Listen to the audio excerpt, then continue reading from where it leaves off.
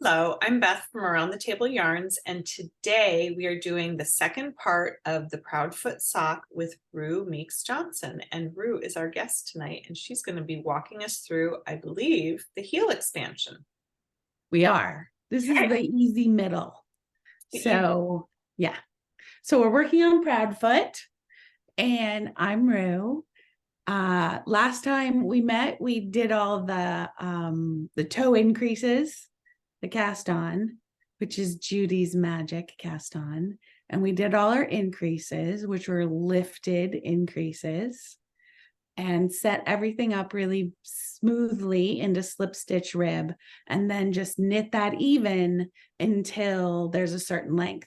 And there's a really cool way to know when you need to start your heel expansion, which is absolutely no math, and I fully love it. But before we get to that, I want to show you a little trick that I do with the sock toe. Before you go any further, before you start the heel expansion, you want to take, there are, I'll put this in the document camera in a minute, but there are 2 yarns at the toe. And you want to use the one that's not the dominant color. And we're going to weave it in to the tip of the toe to make it just as sturdy as the rest of the sock. It's much easier to do right now than after we turn the heel, because there's a lot more sock to put your hand through. So the non-dominant color is not the one you So the dominant color here is the almost white. I'll take it over to the other camera and show you how we do it.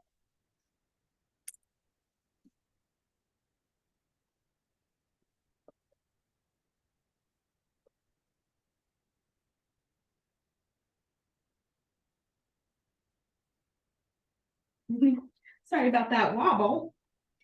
Let's get our everything set up. See, okay, good. So, and the toe, we always know that this is the top of the foot when we have the tail on the right side over here. So importantly, we do not want to weave in both tails. You feel me?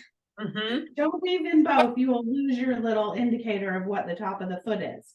But we're going to take, because this pale yarn is the dominant in the toe, we're going to leave the pale alone, and we're going to use the dark yarn and just come in here. And I like to put my hand in it and then just look right at the tip here, and you see it's all white.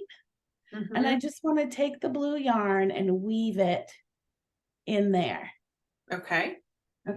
So I've got, now for this, I'm using a regular mattress needle, like a chibi, because this is bulky yarn. But when I do this on sock weight yarns, I'll be honest, I find the mattress needles way too chunky to get through the tiny stitches.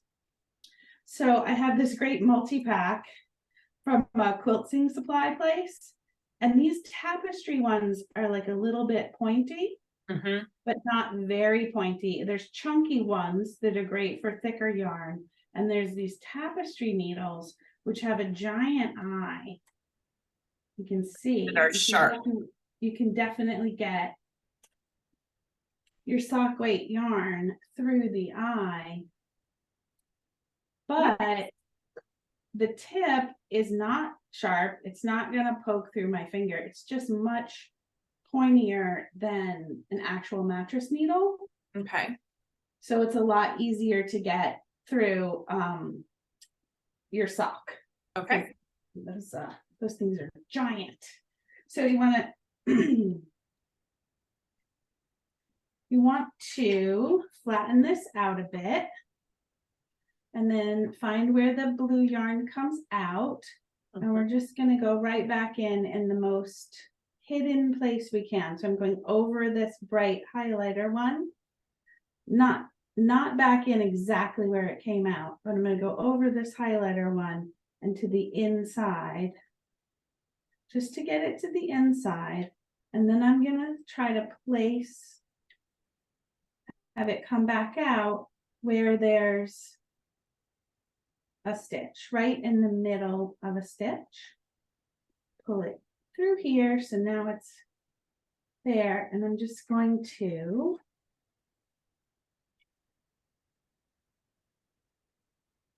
walk it through the ladder of stitches.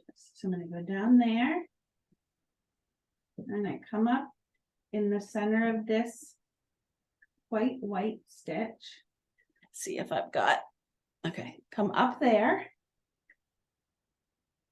And I'm doing this because if my blue stitches show, that'll be a good thing.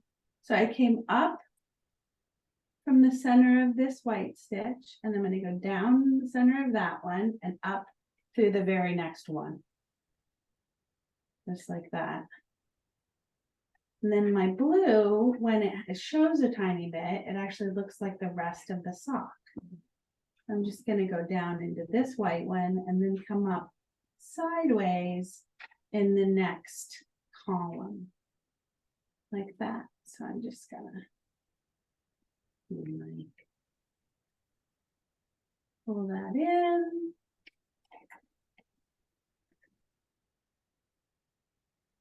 And of course, Proudfoot has a lot of ends to weave in.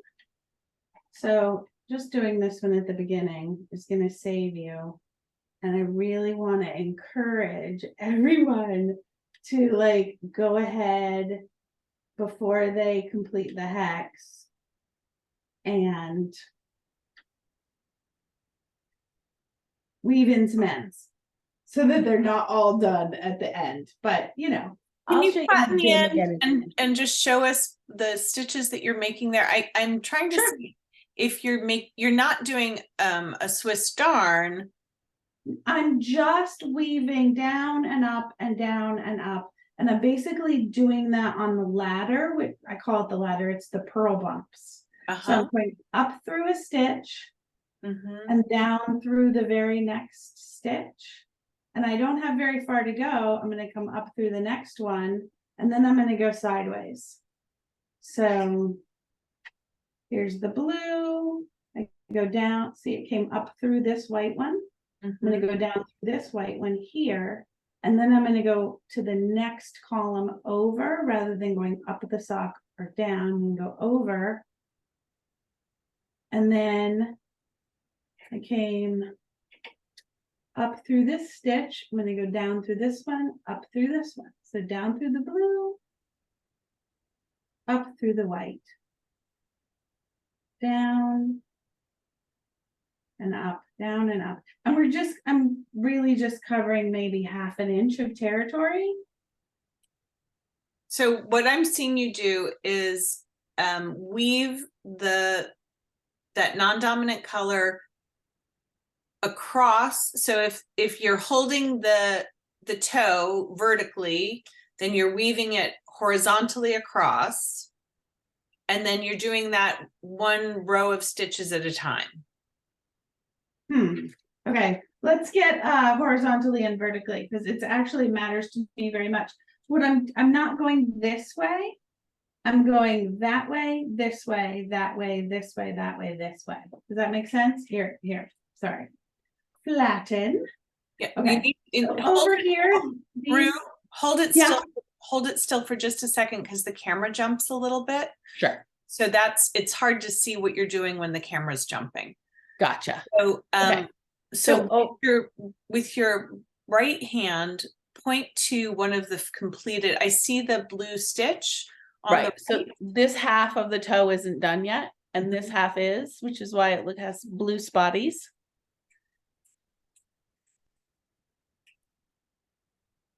Okay. So I'll show you what I'm doing. I'll flatten it out a bit and try to hold it right to the camera. So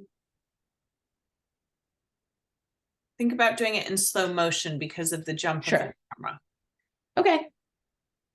Okay, so you see the blue is coming up from this white stitch here? Correct.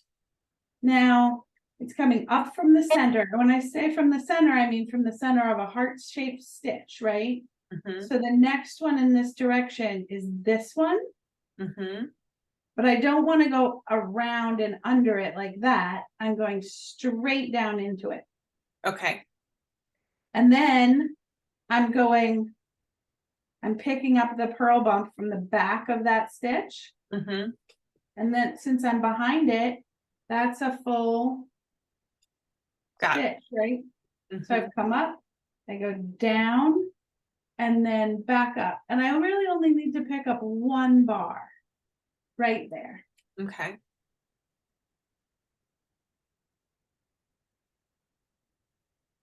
I can go back down into a stitch. And then because I don't want to go in this direction anymore, I'm going across to the next column.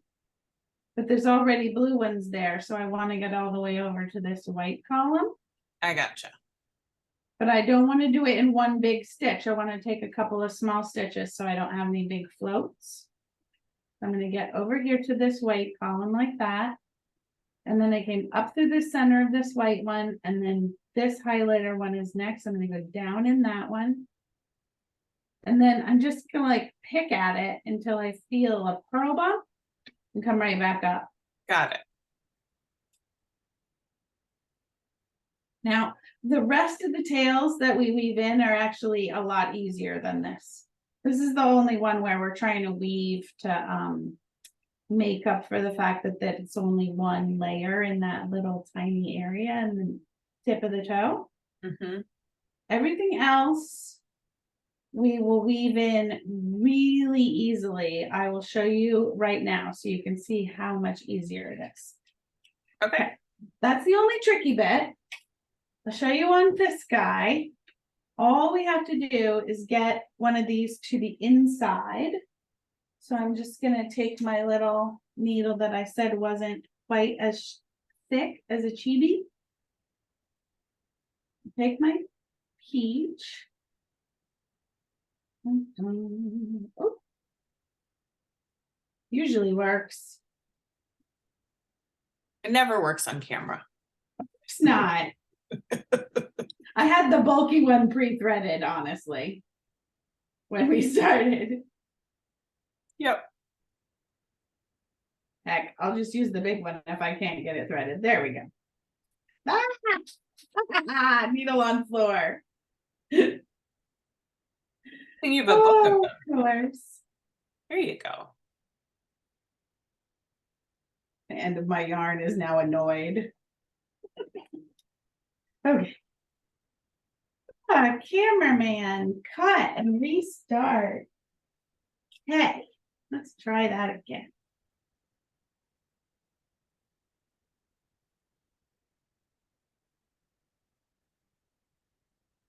There we go. Okay. Okay. So this is totally easy. All we're going to do is look real closely at this guy and just make sure that we don't undo a stitch when we take our orange to the inside of the sock. So pull it away, make sure that you go over something, and then just take it to the inside. Take your needle, put it on the inside. It's not sharp, so I'm not going to poke myself. And then I'm going to come to the inside and get my whole piece of yarn. Then, very importantly, just check and make sure that you're looking at the bottom, at the sole of the sock, not the top of the foot, because we don't want to weave in any of our ends on the top of the foot.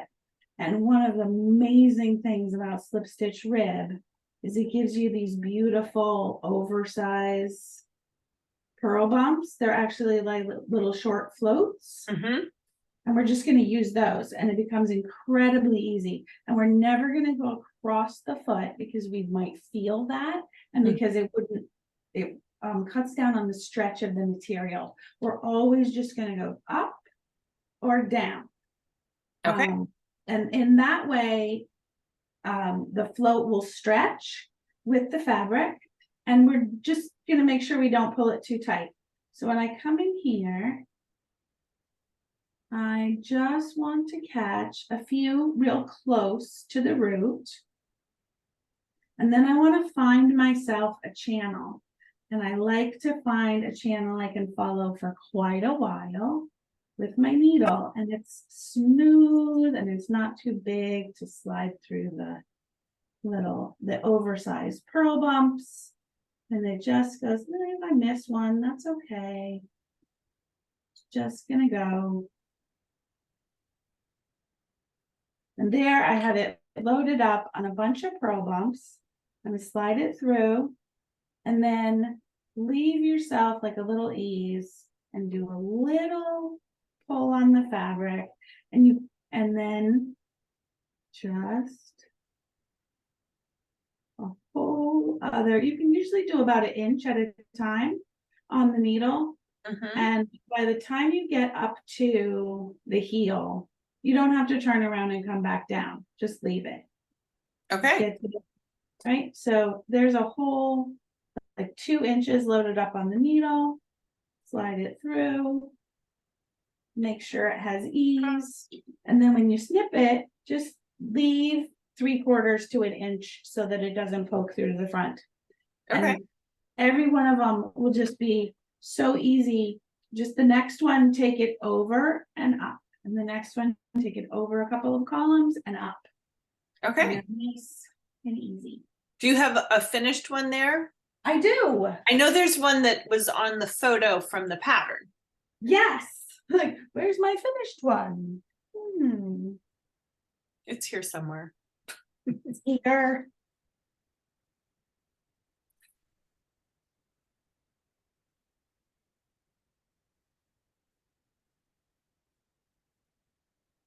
There's so many things in this room that we were looking at.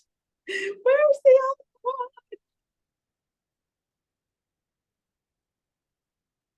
That's okay. We can show it next time too. Oh, yes. I do have it. I was planning on showing it to you. I thought it was in this box and doesn't appear to be. We'll show it next time. Okay. All right. So let's talk about that fancy heel expansion and your wow. Yes. Your Yes. wow factor. Okay. So we'll get the big model out because I have it all prepped at that place.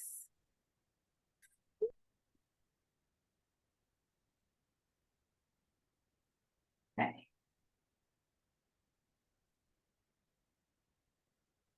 Beautiful. Okay, so it couldn't be simpler. You're just going to measure your work, not right up at the needles, but down a little bit from the needles, and pretty accurately. You want to be as accurate as you possibly can. And even just looking at it, you can see that at the needles, it's a little bit wider. Yeah. And that's a distortion that's normal. Yeah. So when you're measuring it, the reason Rue's down a couple of inches is to avoid that distortion, and also up a few inches from your toe shaping so that you don't have that distortion.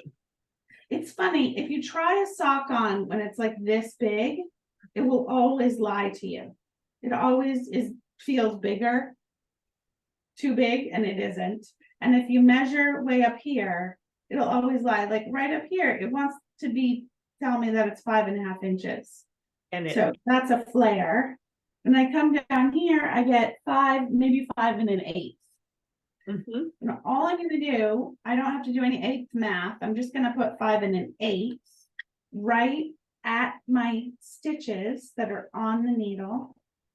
And then I'm just going to draw the tape measure down, and right at the tip, at the toe tip, that number tells me how long the sock will be when the heel is turned. When the magic is complete and you have finished turning the heel, if you start the hex right now, it will be 12 inches long. Oh. So, yeah, right? So you can check it anytime you want. You can check it as often as you want. You can knit 2 more rows and measure it again. Every time you just check the width, take the width, put it on the top of the thing, draw the measurement down, and the number at the toe tip will tell you exactly how long your sock will be when you're finished turning the heel. It's just this very cool geometric thing. So then if I want my sock to fit a person with a 12-inch long foot. I made a mega model, so it's mega. I would start it now. But if I wanted it to fit a person who had a very high instep, I would start it a little bit earlier. So if I started it now and I wanted it to fit a 12.25-inch foot with a high instep, right? So the deal there is that when we do the increases, we're making a triangle shape, we're making a cone. And the sooner you start a cone, the more of the volume there is at the top of the cone where it's the biggest.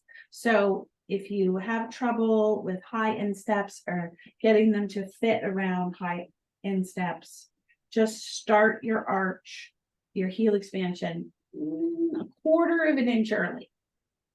So for those following along at home, sure, they need to know the total length, the toe to heel length of their foot.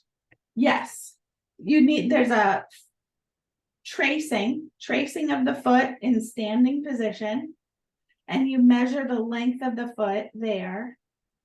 So you do need to know foot length that you're aiming for. Now, the most common foot length that you would be aiming for is somewhere between 9 and 10 inches. This one's just enormous because I made one out of bulky yarn, so it would show better on camera. It might fit my brother. Huh? It might fit my brother. It'll fit somebody. It will fit somebody. Show up a camera. But the deal here, okay, so if my sock is 5 1/8 inches wide, and I hold that up there, and I'm asking myself if I want to start it. If 12 inches isn't long enough, if I actually want it to be 12.25 inches long, you'd have to keep going. I would have to keep going for a regular instep or start now for a high instep. Okay. But you can ask yourself that question as many times as you want. If I start right now, how long will the sock be when I'm finished? That's just the important question. So you always want to ask yourself that question after you've completed a slip stitch round. And then when we start the hex, we're always going to do that with the dominant color. In a knit. Right, on a knit all row, because we're not going to do increases on rows that aren't knit all. Right? Right. So here, this is the top of the foot, and I know because this guy's over on the right. So I've knitted all the stitches. I'm on a knit all row. I've used my dominant color to knit all the stitches across the top of the foot. And now I'm ready to start the heel expansion on the bottom. And another way that people can tell, because some people may have tucked in their things, is there's a slightly different number of stitches. Yeah. On your top and your bottom. Your top has fewer stitches and the bottom of the foot has 2 more stitches than the top, right? Right. And the top starts and ends with a slip, which is more decorative. And the bottom starts and ends with a knit. Sorry, was the flipping disoriented? No, Disorienting. You got it. So I'm going to knit across here. And this is what I would call my gusset stitches. There's 3 stitches in the center. That must be a knit, slip, knit. And then there's my even number of gusset stitches on the other side. And in the pattern, you call those your wing stitches. Yes, wing stitches. So we're going to expand the heel here from these 3 stitches. This is going to expand outward. And these are going to stay exactly the same until we turn the heel. Okay. And then the wing stitches will get gobbled up by the heel stitches. So we're going to do, we'll just knit across 2, 3.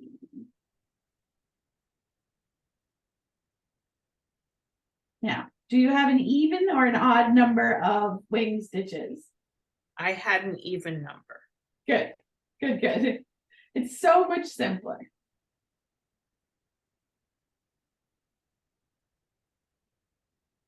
So it's an odd number of stitches on this side, but because there's 3 stitches in the center, it restores the even number for each of the wings. Did that The make sense? bottom of the foot has an odd number. Right. We subtract 3, which is an odd number.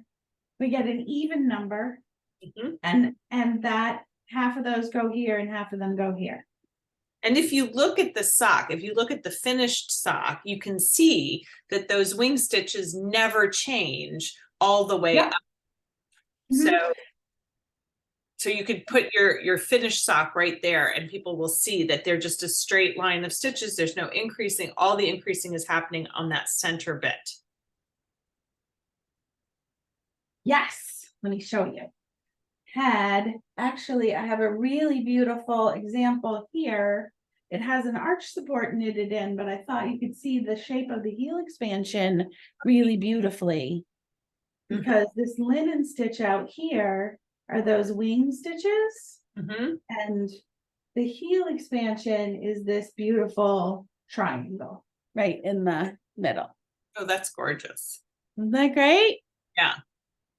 So this is really funny. This is a really, really colorful rainbow yarn that I needed to do something with. It's the same pattern. So linen stitch arch support with the slip stitch rib. And this is a gradient. Anyway, you can. Is that the Proudfoot or is that a different pattern? That's a different one. I've been done a lot of rainbow socks over the years for my peeps.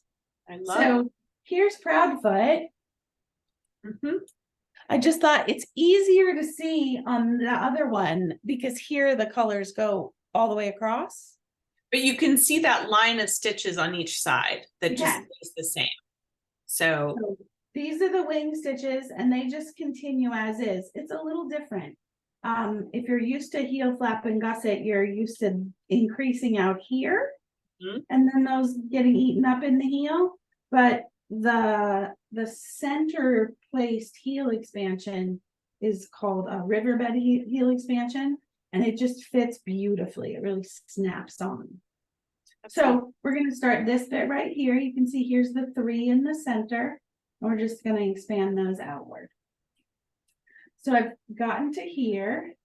Dropped my little marker. So you're going to knit across your wing stitches. You're going to place a marker there. The next one should be a knit furrow. And what I mean there is this column doesn't have any slip stitches in it. It's the furrow between the columns. And I'm going to knit that stitch. And then I'm going to reach with the tip of my left needle. I just used my pale yarn to knit into the green. I'm not going to do that. I'm going to hook up the purl bump of the pink white below the blue green. Somebody in the class today called that the grandfather stitch. Yeah. Hey. It's so fun. People get really confused about like how many down to go. And I realized it's about the terminology of the stitch that I knit or the stitch that I knit into is the difference. People are referring to something different with their eyes. So I just did a left lifted increase and then knit that center stitch, which is a slip column. And then I'm going to reach down with the tip of my right needle, not this blue one that's on the needle, but the one that's underneath it, that's pale. Which is the parent stitch, not the grandparent. Correct. And make one right, and then I'm going to knit that one, and then place another marker. So now between the markers, I have 5 stitches. Perfect. And then I'm just going to knit to the end of the round.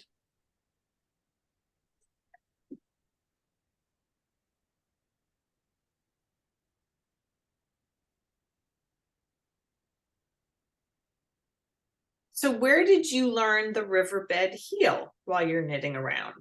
Oh, new pathways.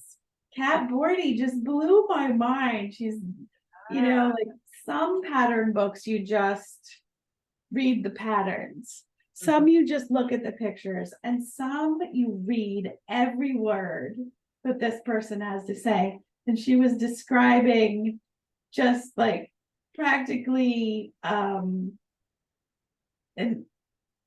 Isaac Newton moment with an apple falling on her head and realizing that the increases in a sock could go anywhere in the sock, that they could be placed in all kinds of different places. And that just really threw me for a loop. I tried it out. Like one of my first patterns, I tried putting the increase on the top of the foot. And it does work. Technically, the master knitter, Ms. Bordy, is correct. It doesn't fit as well as the riverbed. It doesn't pop right on in exactly the same way. And I actually I have samples of that, like the exact same sock knit in the same yarn with the different architecture, and it really is better to do on the bottom. Yeah. So I finished that round. Just gonna flip over and then I'm do my slip stitch row. And what we need to show is how that first slip stitch row is effective.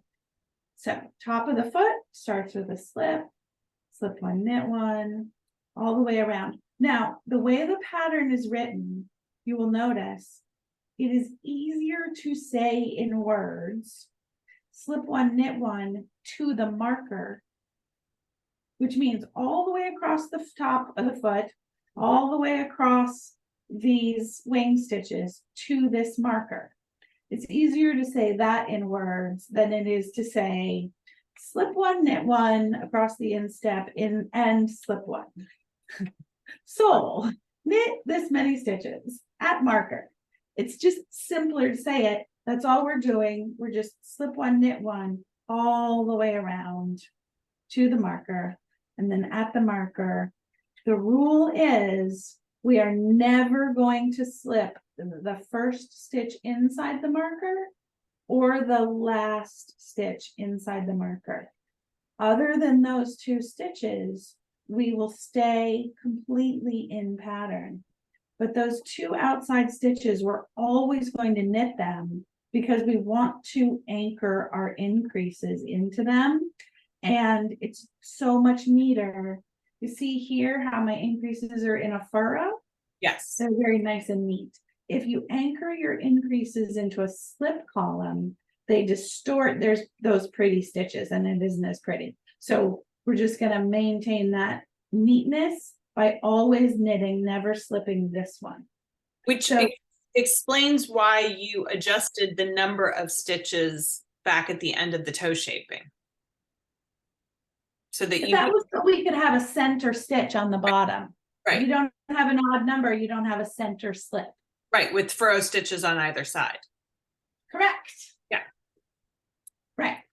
Okay. It's very ingenious. Oh, thank you. Okay, so shall I still try to do this on camera or shall we relax and knit for a minute? You can relax and knit for a minute. Okay.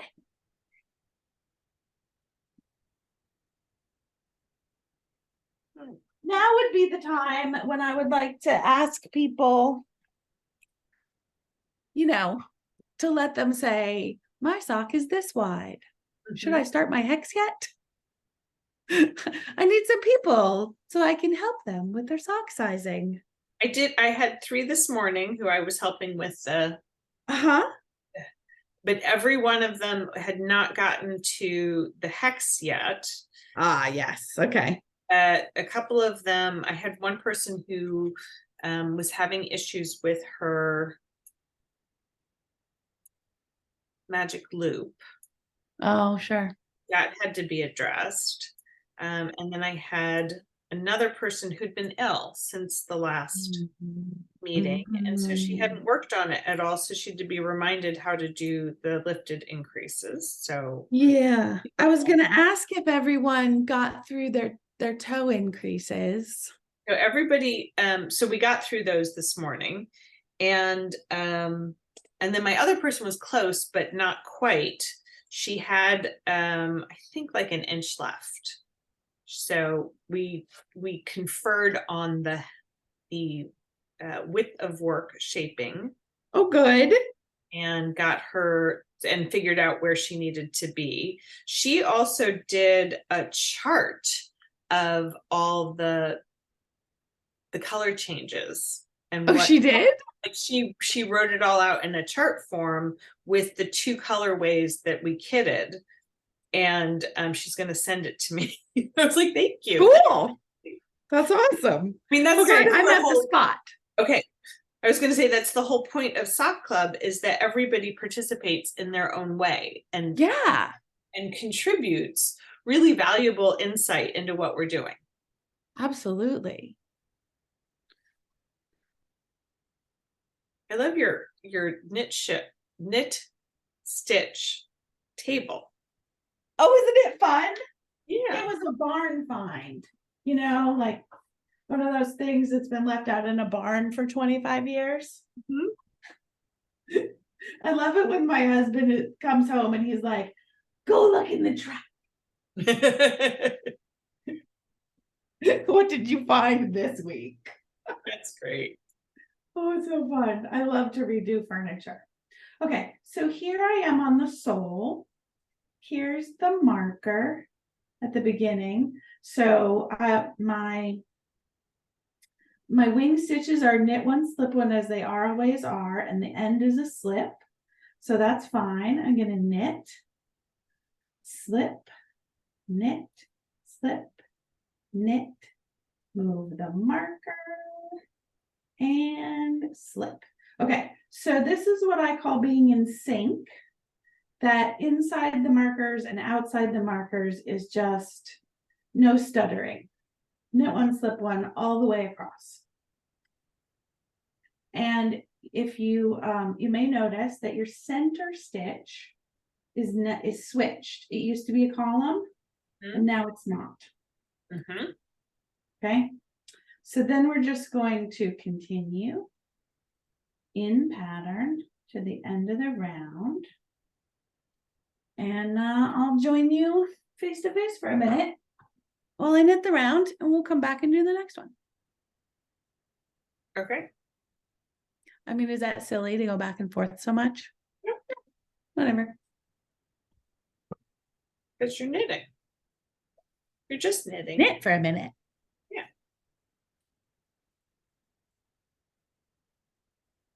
I think the bulky is much better on camera. It does. It shows up really nicely. Yeah. Much better than the bright yellow I had last week. Yes, I definitely chose colors that would not read dark on camera. Or highlighter. Yeah. I've got highlighter. It's right here.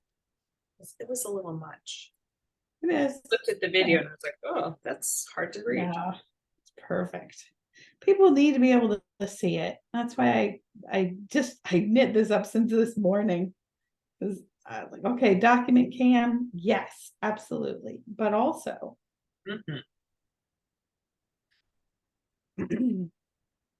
So is your laptop behind you on a shelf? It is on a tower of table. Okay. We got a table, we got a box on top of the table, we got a wooden tray thing, we got a book. We often do, we have blocking mats, and we'll pile those up and put things on top of that when we're doing. Yeah, right? Ugh. How high can we go? I just like, look, lady, I look a lot younger and cuter if this looks down at me a little bit, and I'm old enough and vain enough that it matters to me. I hear you. Oh, well. I'm still catching up. I realized that I pulled mine out and I was like, oh, I am nowhere near my helix. Yeah, right. Oh, so true. Oh gosh, I hope Rue's there. I am. I felt so bad about last time. I really had a hard. No, it was You I'm did. definitely one of those people who wants to be good at the thing as soon as they start doing the thing. I have a very hard time letting myself be a beginner. Okay, I'm back at the hex. You ready? Let's do the thing. It's lifted increases just like before, and then we're going to knit again for a Although minute. the right lifted increase you didn't do before. So Oh, okay. I'll show you again. that's the one to really, if you have been doing the left lifted increase, you're maybe very confident with that one. It is slightly different for the right lifted increase. It is a little different. And that's also why this contrast is so great. When we're teaching, do not have the same colors on the needles at all. And I think it's really nice to see your sample here because you're not doing a progressive striping pattern. You're just striping two colors. So this is a pattern that doesn't have to have a progressive striping pattern. It can be worked with just, you know, 2 half balls of yarn that you might have left over. I have done this so many times. Let me show you this one because it's stunning. Oh, that's pretty. Isn't it fun? It's really fun. So great. So I'm pretty sure Wait, this is what is this one? One of the really big names that I can't remember the name of right now that has a million billion colors. Anyway, this is like a sport weight. And a sock weight together with the linen stitch arch support and just slip stitch rib the whole thing, but the lava color is dominant in the toe and the heel, and then the nebula color is dominant in the foot. So one of my participants this morning said, my favorite part of the sock is the heel where you do the slip stitch. Yes. And so she said, so I really love these socks because they're all slip stitch. It's so fast. And I thought that was really cool. It is fast. It's so fast. Yeah. What I love is not having to look at it, just knowing the logic of the thing without having to look at the pattern. So the logic of the thing is like, if you look at the needles and it's like this, then you need to do a knit all row. And if you look at your needles and it looks like that, then you need to do a slip stitch row. Right. If you're doing a slip stitch row, don't do any increases or decreases. Don't worry about it. Right. I love that. Okay. So here I'm going to do knit the first stitch inside the marker. And then, so that was the blue one. And I'm reaching to the white one underneath it and pulling up its purl bump from the back. And then knitting into the back leg to do a left lifted increase. And this time I'm going to knit 3 across the center. And then with the tip of my right needle, I'm going to reach down below the blue stitch, get this white one that's underneath it, pull it up, make one right lifted increase, then knit that blue one to complete it, and then we're at the marker. Okay. And we have 7 stitches in between the markers. So now we'll go around once more, and I'll meet you back here at this marker to show you how we handle the slip stitch round when it's out of sync. And then what I think we should do is, that's the end of today, and we'll do the heel, the heel point next time. Because after that, you're just working in the round for the top of the sock. Yeah, the heel expansion is just this next iteration of what it looks like, and then it's just like that until you're ready to stop expanding and you have the right number, and we'll do that next time. Because that part, it's so fun, it's so crazy. It's probably a way you've never done it before. Completely new heel,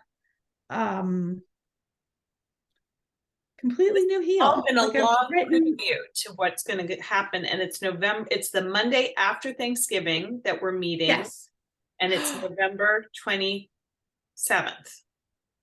Yes. I just want to get it's that the on the perfect time video of to year. say, yeah, to have a The warm. perfect time of year to learn to knit your boot socks. And the pattern is so useful for different things because I wrote it for different gauges. Mm-hmm. It is. And the thing there is use the yarn that you have, use the needle that suits that yarn, measure your gauge, and, pick the size in the pattern and the gauge that works for your yarn. Yeah, it's super useful because of that, because of the versatility of the pattern.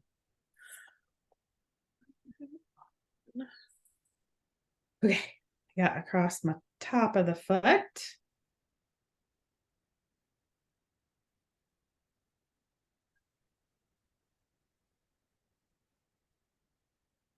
I didn't cheat and make it like only 20 stitches across. I could have. So I was demonstrating it this morning and I just kept slipping it back and pulling the yarn from the other Yeah. side Yeah. and only working the increases. I was only Right. working. I was like, okay, so you just work these in pattern, keep going, and now then you're going to switch colors. And they're like, hey. Okay, I'm fast. You are fast. I am. Well, I'm also using bulky yarn and metal needles. Oh, we lost you for a sec. I think did my phone time out? No? Oh no, you have a new software. So hit cancel. Hey, stop. Okay. There you go. Boop. It's like again. If you got a call. Sure.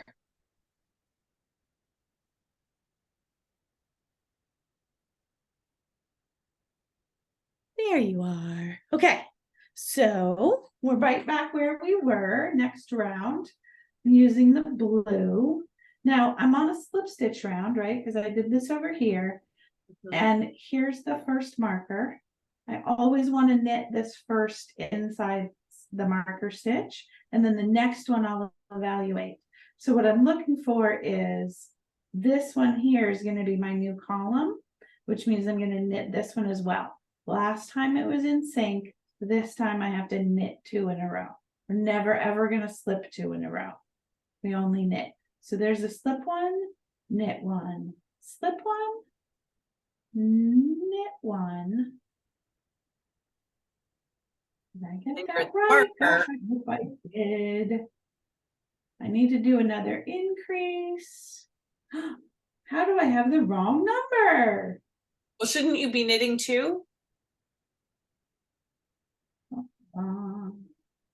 2, you're 3. Supposed to have an odd number, so you should be knitting 2 at the end. Yes, I should.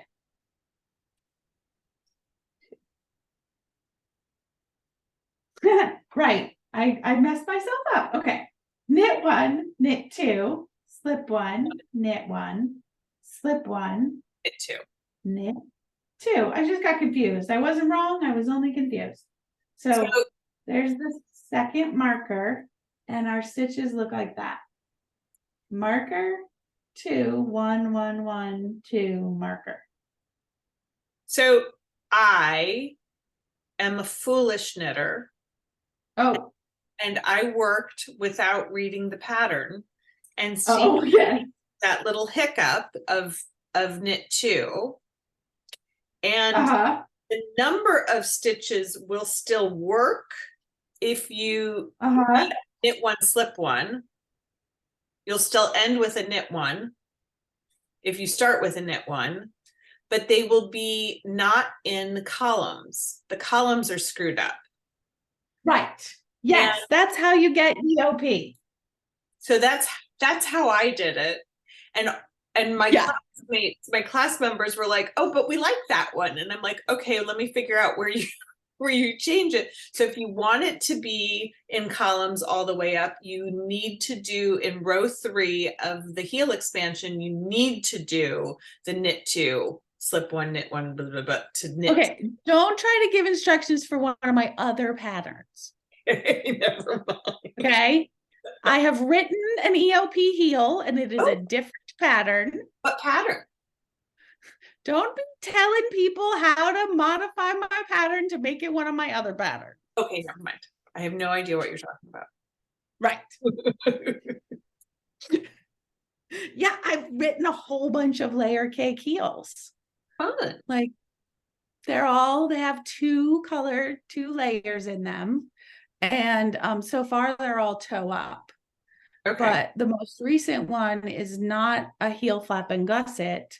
It's actually closer to a Flegel heel. So Oh, that I love it the Lego smooths the gradient. If you want to do wow. gradient knee highs, oh, I know how to make them pretty.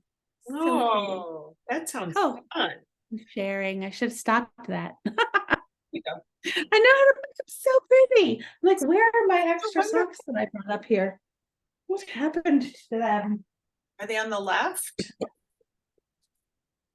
Ah, here. They were off. So, yes, off camera. So, this one is entirely, oh, I'll put it on the drop camera for you. Silly me. Back and forth, back and forth. Oh, you said you have to go. I have to go in a sec, but we've got a couple minutes. Okay. One sec. I'll just show you some pretty socks. Absolutely. So this is one of my favorites. This is entirely in EOP. Wow. The whole thing. And I just think it's so fun and speckly. It is Two so different variegated. Two That's different variegated. And there's one that's in EOP and I absolutely love it. But you can see here I did EOP down here and then slip stitch rib on the back of the heel. just really to do fit. something backwards and fun. It's so fun. That But here's my pride and joy because look at that gradient. Oh, Just look how perfectly uninterrupted and beautiful she is. that is gorgeous. So that's the EOP on the whole bottom of the foot and the heel expansion and the back of the heel. And then we did this really pretty slip one knit two to get this nice vertical. Wow. And look at that pretty calf shaping. Oh, wow. So pretty. And this one doesn't have, here's a fun one. I made a garter stitch garter at the top of the sock. It doesn't have like a traditional wide cuff. It goes all the way up to just below the knee and then has a garter. That's adorable. I love that. Yeah. So, but like, look at how pretty that just smooth little gradient is. So are these other published patterns that you have? This one I'm hoping to have out really soon. Okay. Yeah, hopefully by next month when we meet next. Okay. This one will be out there because it's all good. Well, that's gorgeous. What's the dyer for that yarn? Oh, this is actually earth. You know, the earth yarn gradients? Yes. Because very specifically, they have gradients with nylon. Right. And it is very tricky and can be difficult to find gradients with nylon. Okay. So is this a special colorway? This one? I found this on a discount site. Oh, wow. Yeah. But you have earth, don't you have earth gradients? We do. We sell the earth yarn sock kits.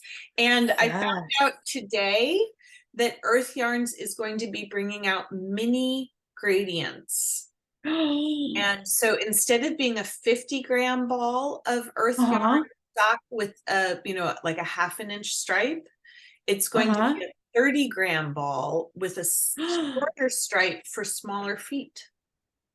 That is perfect for my patterns. So because we actually use less.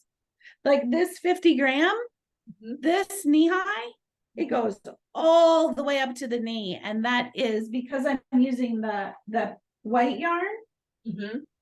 Basically, each sock uses about 65% of the gradient and about 35 or 40% of the background yarn, but it Wow. makes your gradient just stretch Wow. because you're using something else for all the slip stitch rows. Okay. Stretches it. Okay, I know you need to go. I You have to an go. appointment. This has been wonderful, and we will be back on November 27th to finish our heel and and I think we'll just demonstrate the last part of being in the round. Maybe I'll have mine Right. ready to do the top of the sock.